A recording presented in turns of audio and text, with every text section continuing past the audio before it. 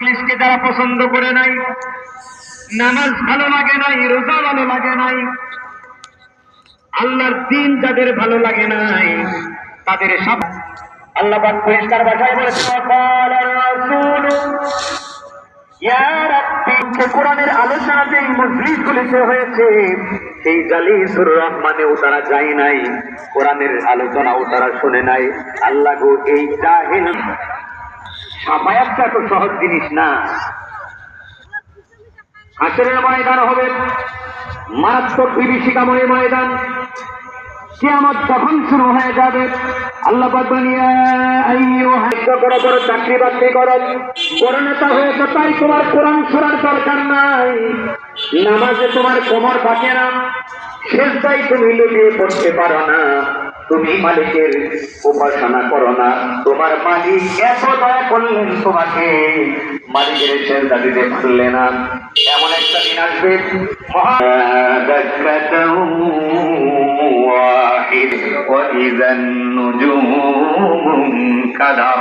সব থেকে চড়ে খান খান হয়ে যাবে, তোমার রাজতত্ত্ব, তোমার ব্যবসা চললো না। মনে করেছো আল্লাহ তোমাদেরকে এমনি ছেড়ে দিবে?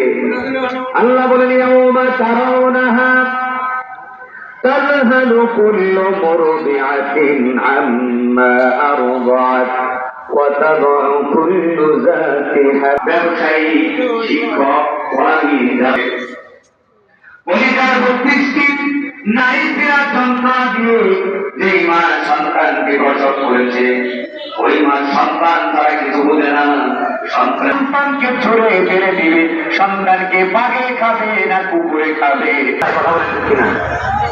আমরা তো জাহান্নাম থেকে কেউ বাঁচাতে পারবে না। আমরা আশা করেছিলাম অন্তত কিছু মানুষ বসে কোরআনের আলোচনা শুনবে, কিন্তু আমরা এতটা গুমরাহ হয়ে গিয়েছি, এতটা গুমরাহ যে কোরআন থেকে সরাসরি আলোচনা হবে, ভুল শুদ্ধ কি বলে না বলে একটু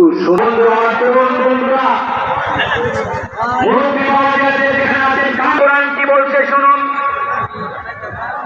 কিয়ামত শুরু হয়ে যাবে, লোকেরা পেরেশানিতে আছে, ক্লিনিকে নিব নাকি বাড়িতে ডেলিভারি হবে, হসপিটালে ভর্তি করবো নাকি